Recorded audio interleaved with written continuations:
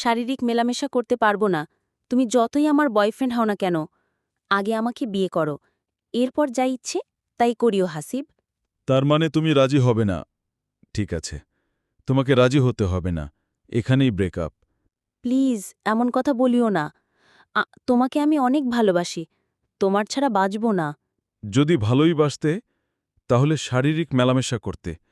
ভালোবাসনার জন্যই রাজি হচ্ছ না। ভালো থাকিও, আমি গেলাম।